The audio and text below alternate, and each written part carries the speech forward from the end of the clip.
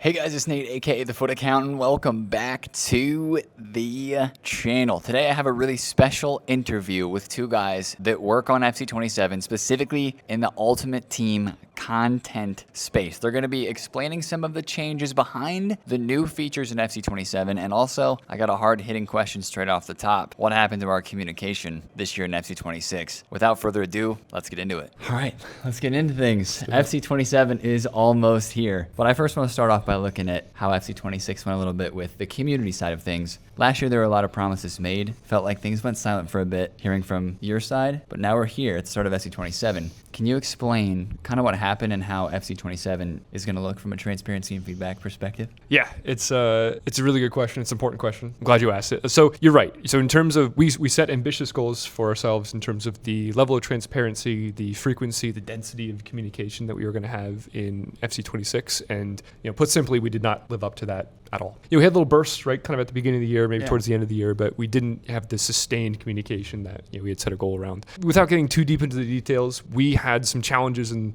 some internal challenges in the way that we were communicating with players and the level of transparency that we could have with players, and that led to us kind of slowing down the communication significantly and having periods where we were essentially just not communicating at all. So we do have plans for FC27 where we're recalibrating that. You saw us at the back half of 26 start to recalibrate that a little bit. But one thing I want to say, just generally speaking, I don't expect players, just based on what I'm saying now, to kind of go like, cool, yeah, they're going to be back, they're going to communicate again. Fair. I think this is going to be a year of like show don't tell, frankly, where the trust is earned, not given kind of deal. Mm-hmm. I think the other thing to mention too, just kind of in the ways that we're going to communicate, one of the biggest things you'll see us do that's different from last year is that we've got that live service roadmap now that I imagine is going to be shared in a couple different spaces. Pitch Notes is most likely one of the places. That live service roadmap, we're excited to kind of give you guys some insight into what we're planning in terms of the live service support, the various features and campaigns and different ways that the live service is going to come to life. And what we're excited about doing is kind of showing and kind of co-developing with the community and kind of showing you guys how that live service roadmap evolves and changes over time. And you will have those touch points where we'll kind of check in with you guys and be like, hey, here's the updated version of the live service roadmap. This is what's changed and this is why based on this community feedback. And that'll be a consistent touch point for us to kind of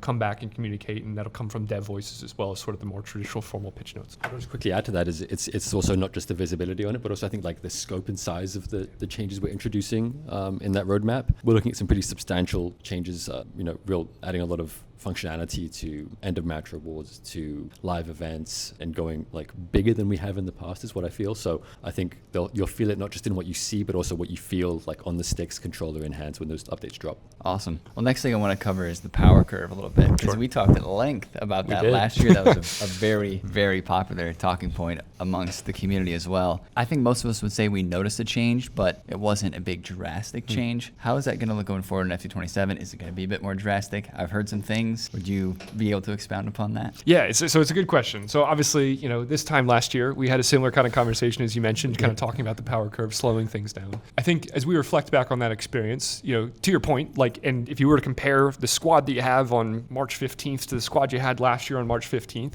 the play styles, the stats, they were directionally down compared to FC25. However, did we achieve the player experience goals that we set out when we wanted to slow down the power curve? I would say for the majority of the year, probably not. I think, and thinking about what those player experience goals are, there's probably two main ones. The first is, generally speaking, we want to give players more time to enjoy the items that they have in their club or their squad before thinking about the next upgrade. So that's one of them. The second piece would be preserving more of the authentic sort of like strengths and weaknesses of items. We still got ourselves in a position this year in particular where, particularly at the end of the year, items are kind of these well-rounded monsters where they really have no weaknesses. And there's not a ton of like healthy friction that you have to navigate when you're selecting the items for your squad or thinking about the tactics that you're setting up, which leads to sort of meta convergence and sort of this less ability to sort of express yourself and your play style in the way that we'd want you to. So with that in mind, we're implementing, or we're sort of like doing a V2 of the power curve slowdown, if you will. And there's a couple different things that we're going to do to make sure, and a couple different systems that we're going to be changing to make sure that we really have that player experience delivered in the way that we want to. The first one is that the scale of the change is going to be meaningfully bigger. So that scale of the change, instead of like the 5 to 8% slowdown that we did in FC26, it's going to be a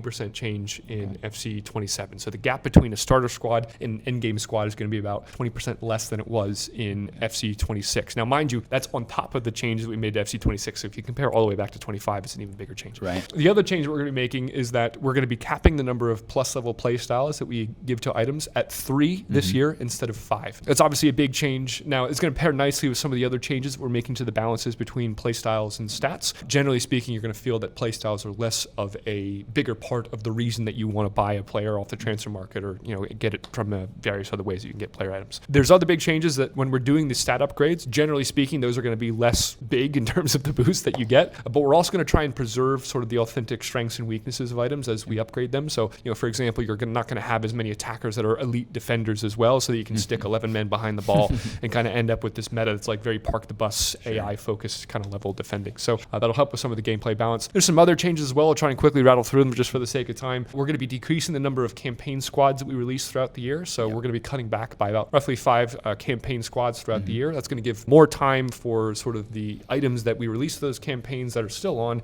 time to breathe and kind of, make each campaign feel a little bit more distinct. Some other changes as well is that we're going to be reducing the total number of items on average in each campaign squad by about 10. Now, certainly there's going to be some squads that still have large campaign squad sizes. A Road to the Final, for example, authentically, thematically, it makes sense to have good representation across a bunch of different clubs, but that'll be another change. And then the other piece is that we're going to be tightening the band of stat upgrades and OVR upgrades across each campaign. So like the OVR spread, the attribute spread is going to be a little bit tighter. We're going to have less of the sort of like, here are the items that are 1 million plus, and here are the items that are all fodder and discard. So there are a collection of different changes that are going to try and make it so that we actually deliver the player experience goals, if you will, that we wanted to, which tie back to having more time to enjoy your items before replacing them and preserving sort of the authentic strengths and weaknesses of items. And I presume that whole curve conversation would also include evolutions, like releasing evolutions that would be in step with the same progression that the campaign teams are moving in. Yeah, it's a really good question. Evolutions are a big focus for us this year as we try and recalibrate sort of where they fell in the overall sort of hierarchy of ways that you can get items for your ultimate team. I think one of the things that we observed this past year was that there were certain times of the year where you'd get to like a team in the season, for example, and people would be like, well, team in the season's all fun and cool, but like I've got items that are Evos that are just better than all these items that we're releasing in team of the season. And that's not the space that we want to be. Obviously, evolutions are a big part of what Ultimate Team is and how players play it. There's a lot of people for whom evolutions is like the reason that they play Ultimate Team, and we still want that to exist and sort of those sort of Evo enthusiasts, if you will, to have a reason to play and get excited about the live content that we release. But we don't want to invalidate other ways to play and make progress, right? Like we don't want it to be, well, if you're not engaging with Evos, you're falling behind, period.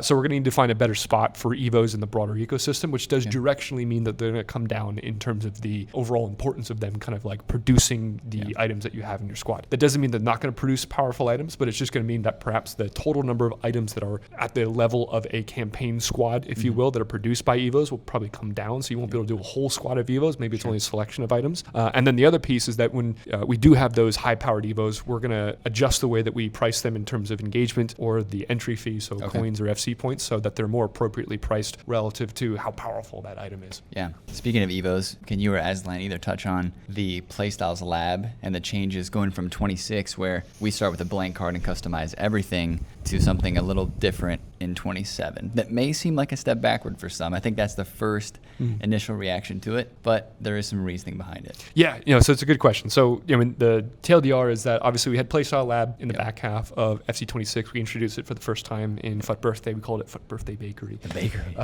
And obviously that was well received by players, and people really enjoyed the agency that they had to be able to customize all the items that they had in their club. Now, there were a couple of challenges that we navigated through. The first was that you had this sort of like meta convergence, if you will, right? Like a lot of players essentially just equipped the most meta play styles and all their items. On every card, and every player was essentially the same. Some other challenges that we saw is that some of the newer players, lighter players that were kind of navigating what was admittedly a bit of a clumsy menu experience to apply all of those play styles, they were oftentimes just missing that step entirely, and they were coming, knife to a gunfight type experience where they were, way behind. They didn't have any play styles equipped, and they were getting smacked around by folks that had play styles on their items. So as we think about FC27, taking that feedback in mind, there's a couple of things that we're doing. The first is that Playstyle Lab is going to be a evergreen sort of experience throughout the course of the year, or at least that's the current plan, and it's going to be available starting from launch. Okay. Now, some other changes. The first one is that when items are released that are eligible for the Playstyle Lab, they will not be a blank slate. So Right. there is going to be a portion of the playstyles that are already applied to the items. Let's call it somewhere in the ballpark, like 50 to 75% of the items, or rather of the playstyles that the item is eligible for, are already going to be applied. Yeah. That's going to help make sure we avoid some of that meta convergence and sort of preserve some of the authentic strengths and weaknesses. It's also going to address some of the challenges that players have. Those newer players have, where they're, if they don't go engage with the playstyle lab, they're still going to have an item that's got a fighting chance That works, against yeah. somebody that's going to go use it in,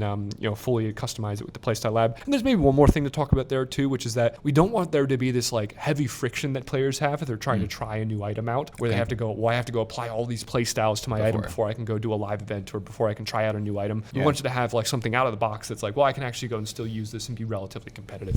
The other change too is that so right now in FC26, all the playstyles cost exactly the same, aka they're free. Right? Yep. One of the changes that we're making in FC27 is that the most powerful playstyles, most meta playstyles, particularly for a particular position group, are going to cost more from an engagement perspective or from a coin price perspective. Sure. So finesse shot, if you're applying it to an attacker, is going to cost more than chip shot, for example. And that's just to make sure, again, that we avoid some of that meta convergence that we were discussing before, and also to make sure that the place in the ecosystem that playstyles, or rather that evolutions have, kind of this, what we were talking about earlier around making sure that they don't invalidate another way to play, another system that's delivering items, that they're balanced. Yeah, that does make a whole lot of sense. I think that's a good explanation for the changes now that we are going to see in FC27 to what we already have in 26, just the different thinkings and the reasoning behind why some of those changes are made. I was going to have one last question, but that's all right. If I could just very quickly, I think with the Playstyle Lab, this is one that we're trying something pretty different here at launch compared to what we did in the back half of 26. And this is one that we're going to be,